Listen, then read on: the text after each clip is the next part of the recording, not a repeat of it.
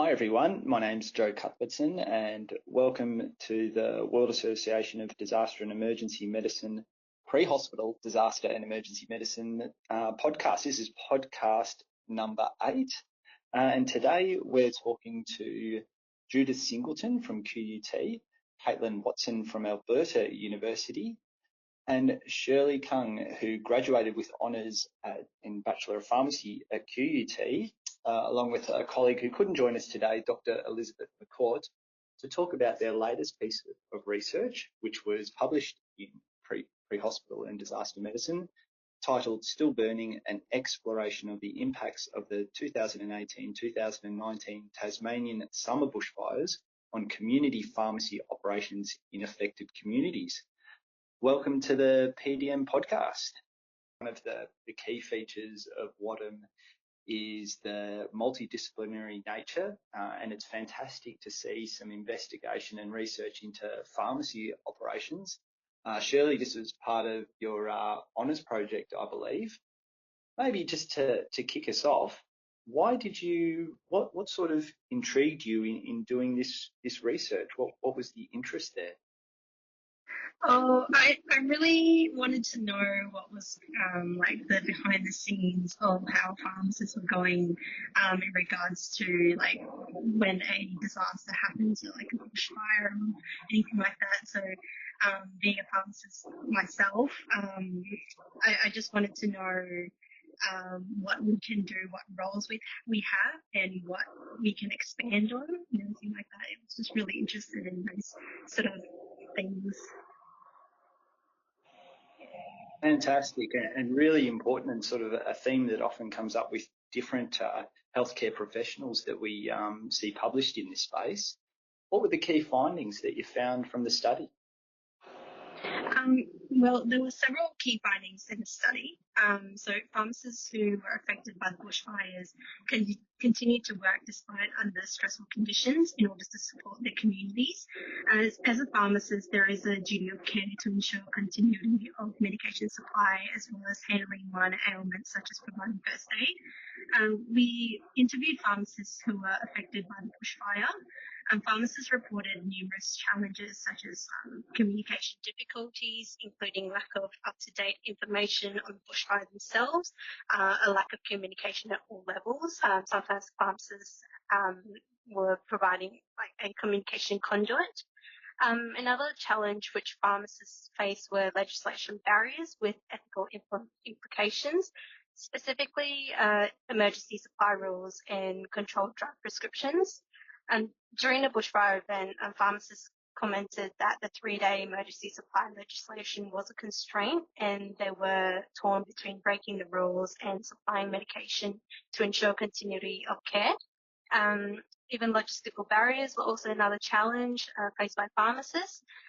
For example, like medication shortages due to delivery issues and a need for more storage to store cold chain.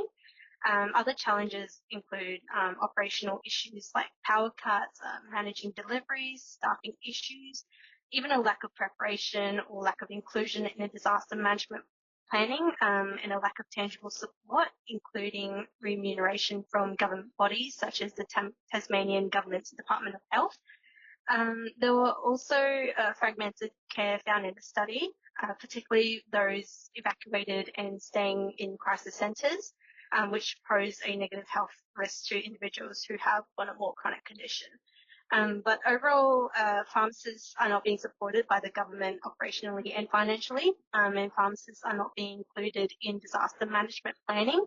Much of the stress on community pharmacists during these events could be reduced if primary healthcare professionals like general practitioners and pharmacists were included in disaster management planning and in communication channels prior to and during disasters.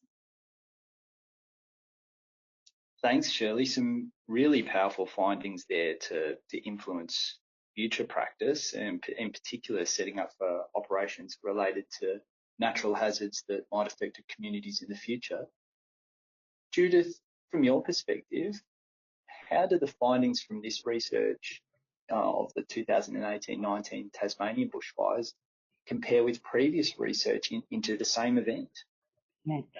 Very similar indeed, Joe, and this was something that really was a little bit sobering for us in the fact that 5 years on, not much had changed. For example, coming out of this recent body of work, what was fascinating is often the pharmacy becomes, as Sherley said, a conduit hub, and people were needing the pharmacist to contact, someone in Department of Health, or Department of Health would need the pharmacist to contact someone else.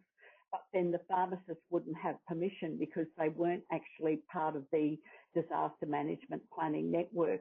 And I found those same sort of communication issues in my original research in 2012, 2013 bushfires, that pharmacies, community pharmacies and pharmacy owners are not included in disaster management planning. And so therefore they're not part of the communication. So the bushfire, they don't even have updated information on the status of the bushfires, so they have no idea whether they're actually directly in line or not. And the thing about the 2012-13 bushfires, a small town of about 300 people down on this peninsula in Tasmania, the bushfires cut off power, so they had no power. And so there were no mobile phones, no internet, obviously. So they really did not have any way of communicating with outside to find out whereabouts the bushfire was. And again, the same sort of thing, because pharmacy isn't included in disaster management planning, there is no voice that can say to government, well, hang on a minute, the community pharmacy owners actually supplied prescription medicines free. And not only that, these people in evacuation centres have left with literally just the clothes on their back. So they need toiletries, they need all sorts of things. If they've got children, they need nappies, baby formula. They need bottles for the baby formula. And what was happening is community pharmacy owners were actually supplying these things free of charge. And one of the owners said that if they had asked for charge for the prescriptions, they felt like they were being judged. Oh, aren't you a ghoul, taking money off people who are already disaster victims? And the other side of the coin is these are actually small rural businesses. And so I think something that disappoints me that in 5 years, the government is still not recognising the role community pharmacies play and considering remunerating pharmacies so they can continue to supply these poor people who've lost everything with just the basic necessities of life. And the other main finding that I think has shown no change across the 5 years of this research is that there's still problems with fragmented care in these evacuation centres. There was one GP allowed into the evacuation centre in the 2018-19 Tasmanian bushfires, and they were trying to liaise with the community pharmacist who wasn't allowed to go into the evacuation centre and liaise with them about what was needed for the patients. So that was something that the pharmacist, one of the pharmacists being interviewed, did comment that the people in the evacuation centre sometimes took more than a day to be able to get the medical care they needed. Right, so we're seeing somewhat of a critical service for emergency management operations and a defined need that we've seen repeated over subsequent events. From your perspective, so just out of interest, what solutions do you see to those issues that's been identified on a number of occasions now? Well, I'm happy to, to speak to this, but Kaitlyn, correct me if I leave anything important out. But I think, again, what came out of the Royal Bushfire Commission earlier this year was the fact that really the Australian government needs to consider the importance of the primary healthcare network in keeping communities together during and immediately after these events. And importantly, so therefore we need to be included in the planning, and we need to be included in communication pathways. And I think that would be the key finding. Kaitlyn, would you agree with me on that? Yeah, definitely. I think part of it is pharmacists are starting to get recognised for their contributions that they've made to disasters like the bushfires, which they've always been there, but getting the recognition. And I think part of it is the pharmacy organisations need to advocate for pharmacists' position and get a seat at the table when these decisions in the preparedness phase are being decided, because the frontline healthcare workers and the primary healthcare networks are a vital resource that we could use. And I think the important thing with that is building the relationships in the preparedness phase before a disaster happens, and having these linkages in place, because that seems to be a big barrier, is the pharmacists aren't linked into the community, so therefore their responses of an ad hoc nature. Thanks, Kaitlyn. Some really important points there. And nice to hear a pick up on investment in that preparedness phase, so that we're not trying to pull this together during the response phase when everyone's already under considerable stress. Just from your perspective, so you've talked a lot about involvement of primary healthcare networks, and I recognise that Dr. Penny Burns has just started a primary healthcare interest group with Wadham, having that voice at higher levels of government at the operational phase where community pharmacies are already present. How do you think they can be better prepared for future natural disaster events? Absolutely, and pharmacists are actually linked into the primary healthcare network. So I'm co-chair with Dr. Penny Burns for the special interest group of Water, which is really exciting that we're seeing some traction and some movement with pharmacists being recognised as frontline healthcare professionals in disaster. So I think what's important is the linkages in that preparedness phase in the disaster health communities and in the local response with pharmacy and to GPs, because they're there on the front line. And as we know, the local resources need to be what is the first response. The other aspect is, specifically for pharmacy, is to link into preparedness activities.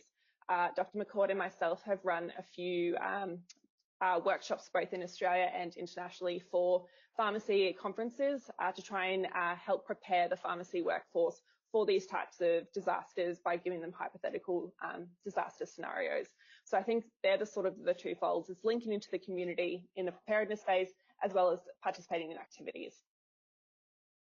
And Dr. McCourt's actual PhD research, Jo, was looking at how prepared community pharmacists and hospital pharmacists feel.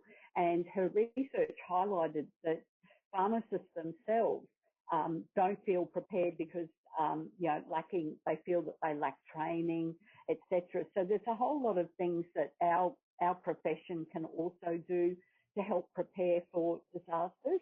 Would you agree, Kaitlyn? Absolutely. So I think at the moment, pharmacy has been responding in a sporadic, on their own kind of way, which has been awesome. They've been there to help their communities in these challenging times. But I think the next steps is to actually link them into the coordinated response, as well as the other primary healthcare professionals like your GPs and social workers and veterinarians and that sort of thing as well. Absolutely, and organised training, etc. So look, from my perspective, we've got this emerging piece of evidence around pharmacy operations in disasters and somewhat of a gap analysis too, with some really productive recommendations to help improve in this space. Sherley, from your perspective, and well done again on this research, is this something you're going to be working on further in the future?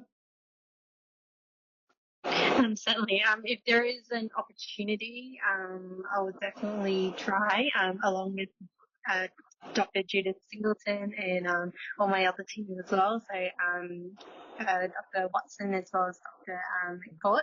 I'll try, if there is an opportunity, I'll definitely try and do research and see if there are any changes or if pharmacists are a bit more involved in like disaster management, like another bushfire event or anything like that.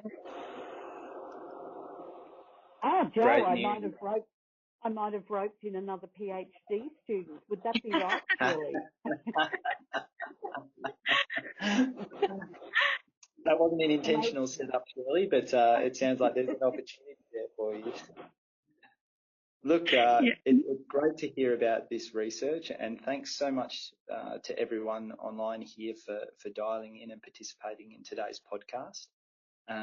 We really appreciate our audience also taking the time. There's been some really important findings here, not only as we approach the summer season in Australia and the broader Southern Hemisphere, but also for other emergency operations internationally around pharmacy care and frontline management. So thank you very much for your time.